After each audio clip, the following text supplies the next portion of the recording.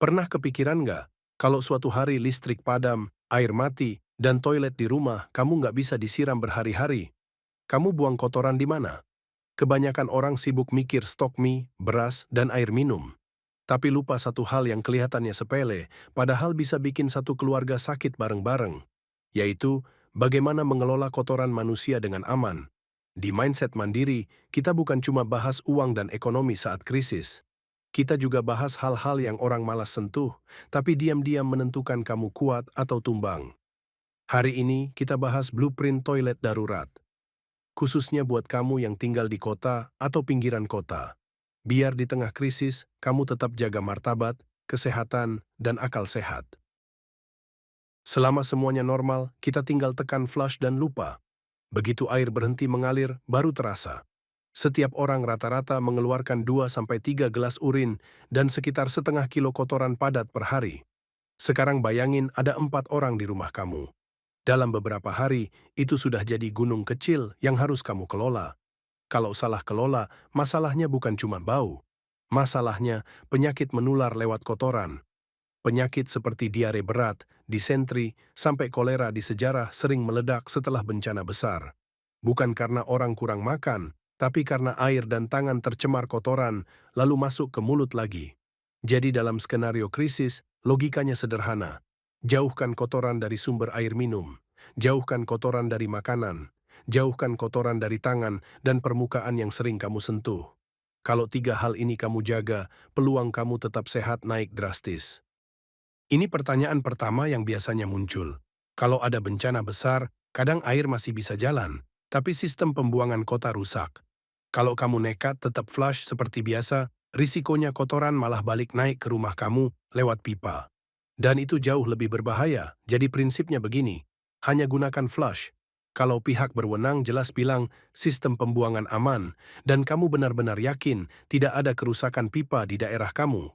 Kalau kamu ragu sedikit saja, anggap saja toilet konvensional sudah pensiun sementara. Lebih aman kamu alihkan ke sistem toilet darurat. Goal kita bukan bikin sistem rumit. Goal kita bisa buang hajat dengan tenang, bisa tutup rapat, bisa dipindahkan dan dibuang dengan aman saat layanan normal kembali, dan meminimalkan bau dan lalat. Di kota, kamu nggak selalu bisa gali lubang di tanah, apalagi kalau tinggal di apartemen. Karena itu, kita pakai konsep toilet ember berpindah. Ini blueprint dasarnya. Bayangin kamu sedang menyiapkan satu paket toilet darurat yang tinggal dikeluarkan kapan saja. Kurang lebih isinya ember kuat dengan tutup ukuran sekitar 20 liter. Kalau ada, pakai yang model dudukan bulatnya nyaman. Kantong plastik tebal ukuran 13x20 liter. Bukan kantong tipis murahan, ingat, ini membawa beban dan cairan. Bahan penutup kotoran, misalnya serbuk kayu, tanah kering, pasir, sekam, daun kering, bisa juga pasir kucing, cat litter, sarung tangan sekali pakai untuk proses kosongkan atau ganti kantong, sabun batang atau cair, plus hand sanitizer untuk jaga tangan tetap bersih, tisu toilet atau kain lap khusus yang bisa dicuci terpisah kalau ingin sistem lebih hemat, botol semprot disinfektan bisa pakai, larutan pemutih pakaian, klorin, encer atau larutan kalsium hipoklorit, pool shock yang sudah dicampur air sesuai aturan aman. Kalau mau lebih nyaman, kamu bisa tambahkan potongan busa pipa, pool noodle yang dibelah memanjang, dipasang di bibir ember sebagai bantalan kursi. Satu set seperti ini bisa kamu simpan di pojok gudang atau bawah tangga. Tidak makan banyak tempat, tapi bernilai luar biasa ketika sistem kota berhenti. Urutannya seperti ini. Siapkan ember, pasang kantong plastik tebal di dalam ember. Kalau mau, bisa pakai double bag untuk keamanan ekstra. Sebelum digunakan, taburkan lapisan tipis bahan kering, serbuk kayu, tanah kering, atau pasir di dasar kantong. Ini membantu menyerap cairan dan mengurangi bau. Saat buang air, gunakan ember seperti toilet biasa. Urin dan kotoran masuk ke kantong. Tisu toilet boleh ikut masuk kalau ini sistem jangka pendek. Setelah selesai, taburkan lagi lapisan bahan kering di atas kotoran sampai tertutup. Tujuannya mengurangi bau, mengurangi lalat, mengurangi risiko cipratan atau kebocoran. Saat kantong mulai penuh, jangan tunggu sampai penuh total. Idealnya ganti saat kapasitas sekitar 2/3, ikat kantong dengan rapat.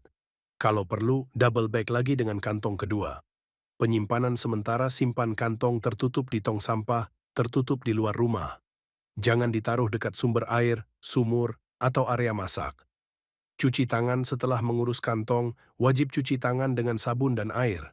Kalau air terbatas, kombinasi sabun plus sedikit. Air plus hand sanitizer masih lebih baik daripada tidak sama sekali.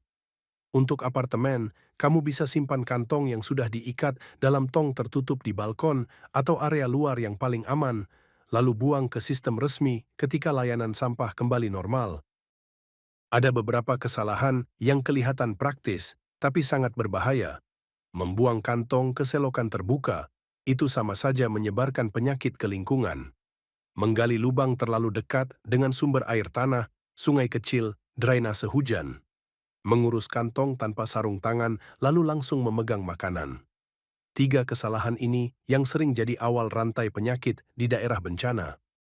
Kalau kamu punya dana lebih, ada beberapa opsi yang bisa dipertimbangkan sebagai upgrade. Toilet portabel lipat dengan kantong khusus. Dudukan toilet yang bisa dipasang di ember standar. Sistem toilet kompos yang lebih ramah lingkungan untuk jangka panjang. Tapi buat kebanyakan orang, terutama di perkotaan, toilet ember sederhana dengan prosedur benar sudah cukup jauh mengurangi risiko. Nantinya, kalau channel ini bahas seri lanjutan soal sanitasi jangka panjang, kita bisa bedah lebih dalam soal toilet kompos dan desainnya. Kalau kamu perhatikan, blueprint toilet darurat ini sederhana. Tapi di baliknya ada pola pikir yang penting. Kamu tidak menunggu sistem kota menyelamatkan kamu.